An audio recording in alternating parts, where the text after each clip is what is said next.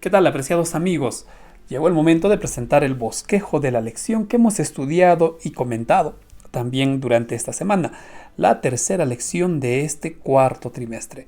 El título de esta lección es el pacto perpetuo, un tema que posiblemente muchos conocemos, aunque sea de manera general, pero conocemos y quizá para algunos es un tema novedoso.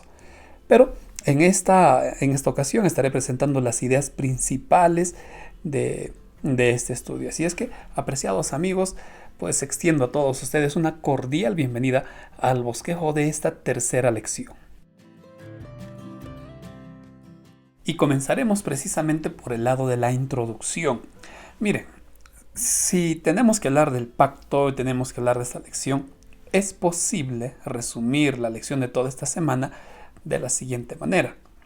Dios, por su gracia y amor, nos ofrece salvación. Esto inclusive antes de que nosotros pecáramos. El Señor ya tenía un plan de salvación. Ahora, nosotros tenemos que entender, nosotros no podríamos ganar nunca esa salvación.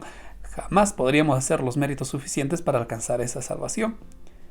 Esa salvación nosotros la aceptamos por fe.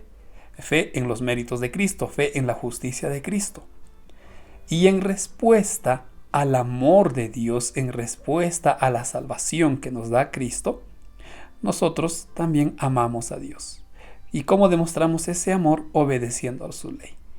Todo esto, todo lo que estamos viendo, se encuentra encapsulado dentro del pacto, porque el pacto y el evangelio eterno o la salvación de Dios, los dos van de la mano, no pueden estar desligados. Y eso es precisamente lo que vamos a desarrollar en esta lección. Con estos tres objetivos vamos a ver precisamente cómo vamos a abordar esta lección. En el primer objetivo estudiaremos el pacto y el evangelio eterno, esta relación inseparable.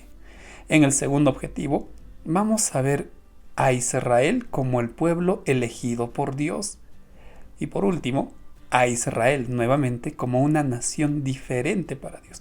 Entonces, estos temas nos van a ayudar a guiarnos a lo largo del bosquejo de esta lección.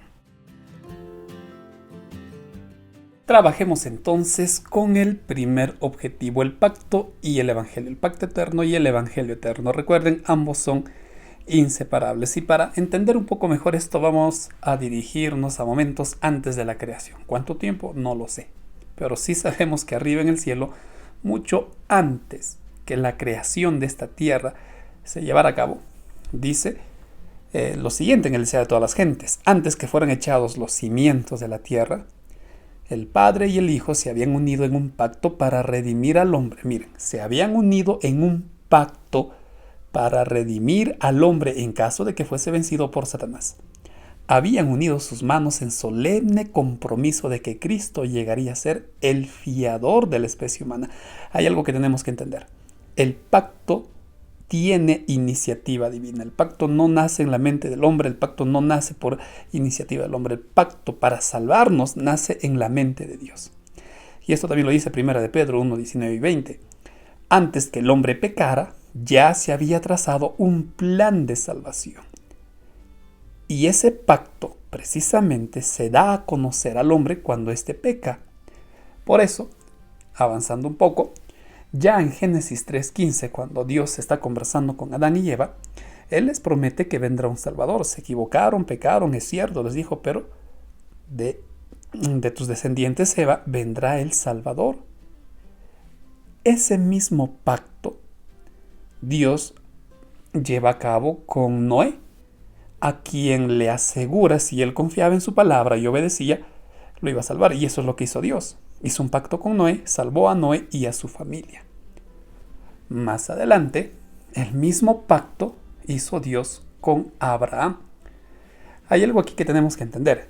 El pacto eterno, es el mismo pacto a lo largo de la Biblia. Confían en Dios, obedecen a Dios. Confían en Él, aceptan la salvación por gracia y como una respuesta al amor de Dios, obedecemos a Dios. Y eso es lo que está haciendo con Abraham.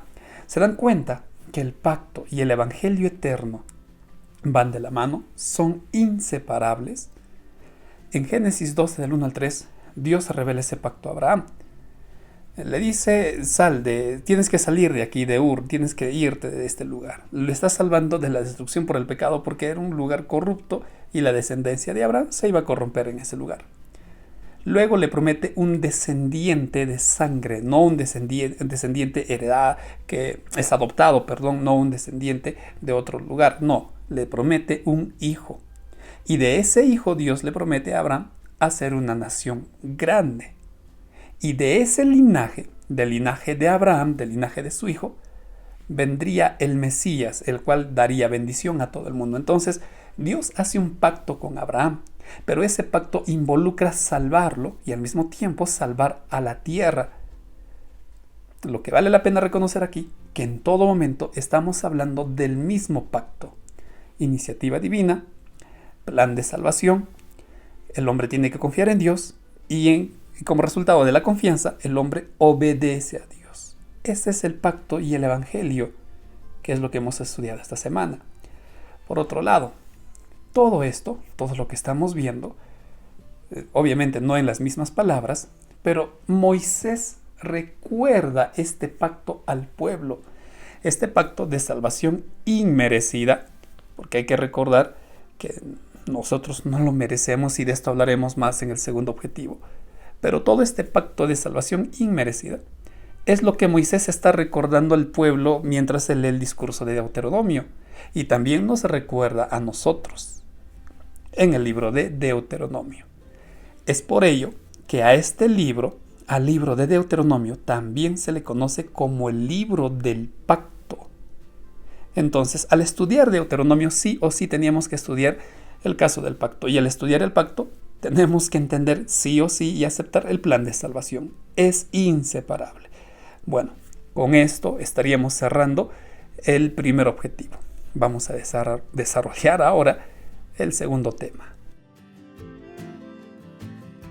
Hablemos ahora de Israel como el pueblo elegido por Dios. ¿Sí?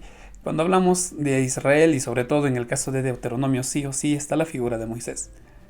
Israel, ya pues una nación esclava en Egipto, es rescatada por Dios de esa esclavitud. Luego, Dios conduce con Moisés, o a través de Moisés, Dios conduce al pueblo hasta el monte Sinaí, donde vuelve a confirmar el mismo pacto que hizo con Abraham, que también era el mismo pacto que hizo con Noé. Vuelve a confirmar ese pacto de salvarlos, como lo estaba haciendo de la esclavitud, de bendecirlos grandemente si es que ellos confiaban en la palabra de Dios y obedecían a Dios. Entonces, es interesante notar en todo esto, en primer lugar, que Dios está cumpliendo su promesa. Dios había dado su palabra a Abraham, hizo un pacto inclusive, poniendo animales cortados, partidos a la mitad, caminando entre ellos, tal como era la costumbre en esos tiempos. Dios hizo un pacto así con Abraham, para darle la garantía de que él iba a cumplir su palabra y ahora está cumpliendo la promesa de hacer una gran nación de la descendencia de Abraham. Querido hermano, tú puedes dudar de mi palabra, puedes dudar de lo que escuchas en la iglesia, pero no dudes de la palabra de Dios. Dios es fiel a su palabra, recuérdalo. No dudes de la palabra de Dios. Dios les dice a ellos, yo tengo un deseo. Tengo el deseo de hacer de ustedes una gran nación, un pueblo especial. En medio de todos los pueblos de la tierra, yo quiero hacer algo especial con ustedes. Y dentro de ese deseo especial de parte de Dios, radicaba el hecho de que Israel sería el depositario de las bendiciones de parte de Dios. Qué bonito lo que Dios está en ese momento, pues está planteando a Israel. Sin embargo, hay algo que debemos de recordar. Moisés le recuerda al pueblo que ellos no hicieron méritos, que ellos no hicieron los méritos para merecer esto. Tampoco era un pueblo superior al resto. No eran santos, no eran justos, no, al contrario. La misma Biblia dice que este pueblo no distinguía su derecha de su izquierda. Jamás podrían merecer lo que Dios estaba haciendo por ellos. Todo esto simplemente era un regalo de gracia de parte de Dios. Es interesante, vamos a leer a continuación esta cita que encontramos en patriarcas y profetas. Dios los separó del mundo para confiarles una responsabilidad sagrada.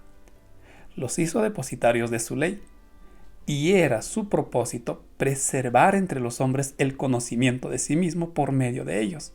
En esta forma, la luz del cielo había de alumbrar a todo el mundo que estaba envuelto en tinieblas, y se oiría una voz que invitaría a todos los pueblos a dejar su idolatría y servir al Dios viviente. Miren, ¿cuál es la idea? La primera idea que quiero resaltar en todo esto. La primera idea es que Israel iba a ser especial en la medida que ellos estaban en comunión con Dios. Israel era especial no por sus propios méritos, sino porque Dios los separó por lo que Dios estaba haciendo y porque Dios estaba con ellos y ellos estaban recibiendo la palabra de Dios. Eso hacía especial a Israel. Confiar en Dios, obedecer su palabra, obedecer su ley, hacía especial a este pueblo. Y lo mismo es con nosotros, querido amigo. Es lo mismo con nosotros. Nosotros seremos un pueblo especial, una familia especial, un trabajador especial, si yo camino con Dios, si yo estoy con Él, si yo confío en su palabra, si yo obedezco su voz. Ahí Dios cumplirá esas promesas en mí. Con esto terminamos el segundo objetivo, el por qué Israel era un pueblo muy especial. Vamos a ver ahora el último de estos objetivos. Recordemos que Dios hace un pacto con Abraham, luego confirma ese pacto con Israel, a quien Dios elige para que sean un pueblo especial. Ahora, el hecho de que Israel sea un pueblo especial también involucraba lo siguiente. Número 1. A diferencia de las otras naciones, Israel conocía al verdadero Dios. Esto es fundamental, porque las otras naciones no conocían como Israel. Habían escuchado de Dios, pero no conocían. En segundo lugar, existía un compromiso, y ese compromiso estaba en el estilo de vida. Es decir, Israel tenía que ser diferente a las otras naciones, y de eso hablaremos un poco más en breve. Entonces, Israel fue un pueblo elegido, Israel fue un pueblo privilegiado, pero ese privilegio involucraba responsabilidad de parte de Israel. Y vamos a describirlo con los siguientes versículos. Primero, Deuteronomio 14:1. Aquí Moisés le dice a Israel: ustedes son un pueblo elegido, pero también recuerden que son hijos de Dios. Es decir, Moisés les estaba diciendo al pueblo: ustedes, nosotros, podemos confiar en Dios como un padre amoroso. Yo estoy seguro que aquí escuchan muchos padres. ¿Y qué es lo que ustedes sienten por sus hijos? ¿Qué es lo que ustedes anhelan por sus hijos? Cuando su hijo tiene problema, cuando viene a buscarles ayuda, ¿qué hacen ustedes? Ustedes lo van a ayudar, lo van a recibir, lo van a abrazar. Pues lo mismo quiere Dios, que nosotros confiemos en Él como un Padre tierno, amoroso, dispuesto a ayudarnos. Eso también significa que como hijos de Dios tenemos que vivir para agradar a Dios, así como un hijo vive para agradar a su padre. Esto es interesante. Y de esto la lección hablaba y repetía lo siguiente: a veces nos gusta recibir la gracia, el amor, la misericordia de Dios, pero no queremos ver la otra cara, que es el compromiso de nuestra parte en obedecer a Dios, en ser leales a su palabra. La confianza, recordemos, el amor a Dios se demuestra a través de la obediencia, y de eso habla Deuteronomio 26, la obediencia a la ley de Dios. El pacto era claro: si ustedes confían en mí, si ustedes se acostumbran a oír mi voz, entonces van a poder obedecer mi ley. Sin la obediencia de la ley, el pacto estaba invalidado. Y recordemos esto: si yo no obedezco la ley, no confío en Dios. Y si yo no confío en Dios, ¿cómo puedo reclamar las bendiciones? Eso es lo que pasó con el pueblo, y eso es lo que ocurre con nosotros. Queremos recibir las oraciones, queremos que Dios escuche nuestras oraciones, queremos que Dios derrame bendiciones, pero no queremos obedecer su palabra porque no estoy acostumbrado a relacionarme, a confiar en Dios. Recuerden, sin la obediencia a la ley, el pacto estaba invalidado. Y esto nos sugiere otra idea que dice Deuteronomio 26:16. Moisés la repite: Dios ha hecho un pacto hoy, comprométanse hoy, y repite esa palabra. ¿Qué quiere decir esto? Que el pueblo tenía que tomar esa decisión, ese compromiso de manera constante. Era un compromiso diario, era una decisión constante. Eso quiere decir que también nosotros tenemos que buscar a Dios, tenemos que buscar su voz todos los días para tomar la decisión de seguir confiando en Él, de seguir creyendo en Él y obedecer a Dios. Por esto es que Israel era un pueblo, era una nación diferente, muy especial en comparación a los otros reinos. Dios los había elegido, Dios les mostró el plan de salvación, Dios quería hacer grandes cosas con ellos, pero Israel tenía que mostrar la obediencia a Dios, la confianza en Él. Y falta un punto más que está en Deuteronomio 18:9. Pues aquí hay un llamado para vivir agradando a Dios y no a nosotros. Recordemos algo, Dios quería exaltar a Israel. Dios quería hacer de Israel una nación grande, próspera. Y eso es lindo, pero nosotros tenemos que vivir para agradar a Dios. Israel tenía que vivir no para agradarse a ellos mismos, no para buscar su propio beneficio. Israel tenía que vivir para agradar a Dios. Esto quiere decir que Israel estaba llamado a vivir no como lo hacían las otras naciones. Por eso esto está en la parte de arriba. No podían vivir así. Dios había sido claro: no hagas lo que las otras naciones hacen. No vivas como las otras naciones viven. No sigas sus costumbres. Tú tienes que vivir de un modo diferente. Eso le pidió Dios a Israel. Y eso es lo que Moisés les recuerda y nos recuerda a nosotros, querido amigo. Tú no puedes vivir como vive el resto de personas que no conocen a Dios. Tú no puedes vivir, tu estándar de vida no puede ser el ejemplo del vecino, el ejemplo de aquellas personas que desconocen a Dios. Al contrario, tú tienes que ser ejemplo, porque para eso le llamó Dios a Israel, para que ellos sean ejemplo a las otras naciones. Por eso, como resultado de agradar a Dios, Dios iba a exaltar a Israel sobre las otras naciones. ¿Para qué? Para que las otras naciones, a través de Israel, conozcan a Dios. Por eso es que así como Israel, nosotros también somos llamados a ser un pueblo diferente, no para menospreciar o sentirnos superiores, no, sino para agradar a Dios, obedeciendo su ley, siendo sus hijos, confiando en Él, porque eso es el resultado precisamente de la salvación. Y falta un agregado más. Y esto lo encontramos en Deuteronomio capítulo 4, versículo 20. Dice: somos herederos de Dios. Mire, esta parte es muy tierna de parte de Dios, porque normalmente un heredero es un hijo de sangre nacido. Un heredero es un pariente pues real de la familia. Lo que Dios te quiere decir es que tú eres, y Dios quiere tener, mejor dicho, contigo esa relación familiar, esa relación de comunión muy especial contigo. ¿Qué quiere decir eso? Que tú tienes que prepararte para la heredad que Dios te quiere dar y preparar a otras personas, a las otras naciones, para que también sean herederos de Dios. Y esto tiene que ver con la salvación eterna. Querido amigo, Dios está preparando un lugar especial para ti y para mí allá en el cielo.